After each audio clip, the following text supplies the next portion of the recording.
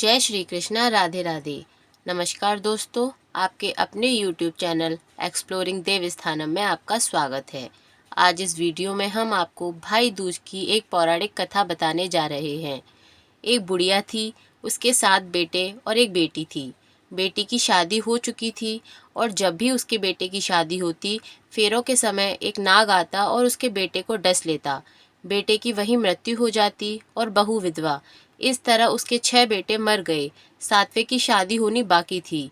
इस तरह अपने बेटों के मर जाने के दुख से बुढ़िया रो रो के अंधी हो गई थी।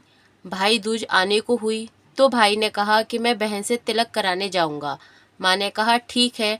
उधर जब बहन को पता चला कि उसका भाई आ रहा है तो वह खुशी से पागल होकर पड़ोसन के गई और पूछने लगी कि जब बहुत प्यारा भाई घर आए तो क्या बनाना चाहिए। पड़ोसन उसकी खुशी को देखकर जल भुन गई और कह दिया कि दूध से रसोई लेप, घी में चावल पका। बहन ने ऐसा ही किया। उधर भाई जब बहन के घर जा रहा था तो उसे रास्ते में सांप मिला। सांप उसे डसने को हुआ। भाई बोला, तुम मुझे क्यों डस रहे हो? सांप बोला, मैं तुम्हारा काल हूँ और मुझे तुमको डसना है। भाई बोला, मेरी बहन मेरा इंतज़ार कर रही है, मैं जब तिलक करा के वापस लौटूंगा तब तुम मुझे डस लेना। सांप ने कहा, भला आज तक कोई अपनी मौत के लिए लौट के आया है जो तुम लौट कर आओगे?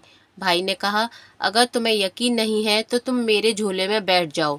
जब मैं अपनी बहन से तिलक करा लूं तब तुम मुझे डस लेना। सांप ने ऐसा ही किया। भाई बहन के घर पहुंचा। दोनों बड़े खुश हुए। भाई बोला, बहन जल्दी से खाना दो, बड़ी भूख लगी है। बहन क्या करे, न तो दूध की रसोई सूखी और न ही घी में चावल पके। भाई ने पूछा, बहन इतनी देर क्यों लग रही है, तुम क्या पका रही हो? तब बहन ने बताया कि ऐसे ऐसे किया है।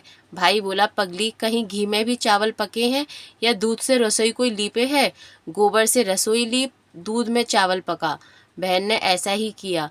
खाना खा के भाई को बहुत जोर नींद आने लगी। इतने में बहन के बच्चे आ गए। बोले, मामा मामा हमारे लिए क्या लाए हो? भाई बोला, मैं तो कुछ नहीं लाया। बच्चों ने वह झोला ले लिया जिसमें सांप था। जैसे ही उसे खोला उसमें से हीरे का हार निकला। बहन ने कहा, भैया तूने बताया नहीं कि तुम मेरे लिए इतना सुंदर हार लाए हो। भाई बोला, बहन तुझे पसंद है तो तू ले ले, मुझे हार का क्या करना। अगले दिन भाई बोला, अब मुझे जाना है, मेरे लिए खाना रख दो। बहन ने उसके लिए लड्डू बना के एक डिब्बे में रख दिए। भाई कुछ दूर जाकर थककर एक पेड़ के नीचे सो गया। उधर बहन के जब बच्चों को जब भूख लगी तो माँ से कहा कि खाना दे दो। माँ ने कहा, खाना अभी बनने में देर है। तो बच्चे बोले कि मामा को जो रखा है वही दे दो। तो वह बोली कि लड्डू बनाने के लिए बाजरा पीसा था, वही बचा पड़ा है, चक्की में जाकर खा लो। बच्चों ने देखा कि चक्की में तो सांप की हड्डियां पड़ी हैं। यही बात माँ को आकर बताई तो वह बाबड़ी सी होकर भाई के पीछे पीछे भागी। रास्ते भर लोगों से पूछती, किसी ने मेरा गैल बाटोई देखा, किसी ने मेरा बावड़ा सा भाई देखा। तब एक ने बताया कि कोई लेटा तो है पेड़ के नीचे, देख ले वही तो नहीं। भागी भागी पेड़ के नीचे पहुंची, अपने भाई को नींद से उठाया। भैया भैया, कहीं तूने मेरे लड्डू तो नहीं खाए?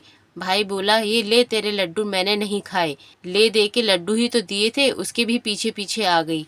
बहन बोली, नहीं भाई, तू झूठ बोल रहा है, जरूर तूने खाया है, अब तो मैं तेरे साथ चलूंगी। भाई बोला, तू नहीं मान रही तो चल। चलते चलते बहन को प्यास लगती है। वह भाई को कहती है कि मुझे पानी पीना है। भाई बोला, अब मैं तेरे लिए पानी कहाँ से लाऊं? कहीं दूर चील उड़ रही है, चली जा, वहाँ शायद तुझे पानी मिल जाए। तब बहन वहाँ गई और पानी पीकर जब लौट रही कि रास्ते में एक जगह जमीन में 6 शिलाएं गड़ी हैं और एक बिना गड़े रखी हुई थी। उसने एक बुढ़िया से पूछा कि ये शिलाएं कैसी हैं? उस बुढ़िया ने बताया कि एक बुढ़िया है, उसके 7 बेटे थे। 6 बेटे तो शादी के मंडप में ही मर चुके हैं, तो उनके नाम की ये शिलाएं जमीन में गड़ी हैं। अभी 7वें की शादी होनी बाकी है। जब उसकी शादी होगी तो वह भी मंडप में ही मर जाएगा। तब यह 7वीं शिला भी जमीन में गड़ जाएगी।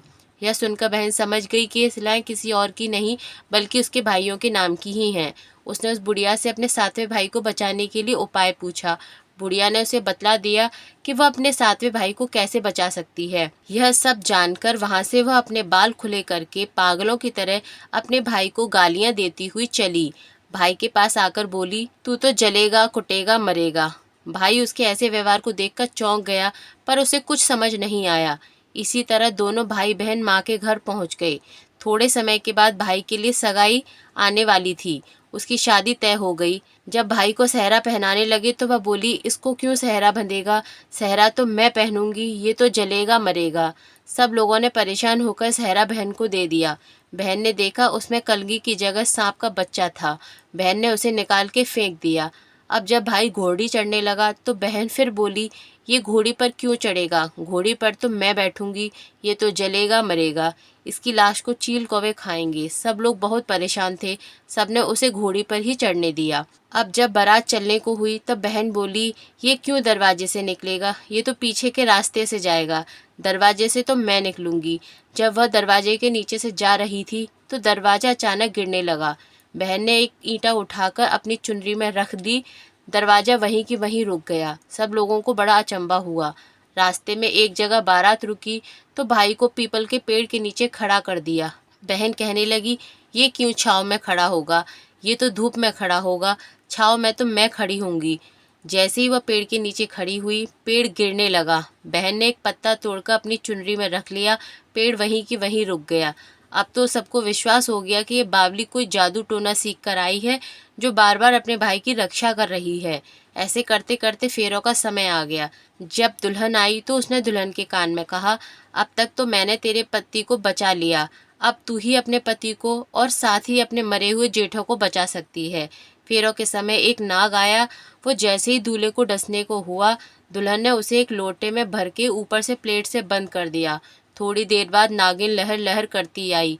दुल्हन से बोली, तू मेरा पति छोड़। दुल्हन बोली, पहले तू मेरा पति छोड़। नागिन ने कहा, ठीक है, मैंने तेरा पति छोड़ा। दुल्हन, ऐसे नहीं, पहले 3 बार बोल। नागिन ने 3 बार बोला। फिर बोली कि अब मेरे पति को छोड़। दुल्हन बोली, एक मेरे पति से क्या होगा, हंसने बोलने के लिए जेठ भी तो होने चाहिए, एक जेठ भी छोड़। नागिन ने जेठ के प्राण भी छोड़ दिए। फिर दुल्हन ने कहा, एक जेठ से लड़ाई हो गई तो एक और जेठ, वो विदेश चला गया तो तीसरा जेठ भी छोड़। इस तरह एक एक करके दुल्हन ने अपने 6 जेठ जीवित करा लिए। उधर रो रो के बुढ़िया का बुरा हाल था कि अब तो मेरा 7वां बेटा भी बाकी बेटों की तरह मर जाएगा। गांव वालों ने उसे बताया कि उसके 7 बेटे और बहुएं आ रही हैं। तो बुढ़िया बोली, अगर यह बात सच हो गई तो मेरी आंखों की रोशनी वापस आ जाए, मेरे सीने से दूध की धार बहने लगे। ऐसा ही हुआ। अपने सारे बहू बेटों को देखकर वह बहुत खुश हुई।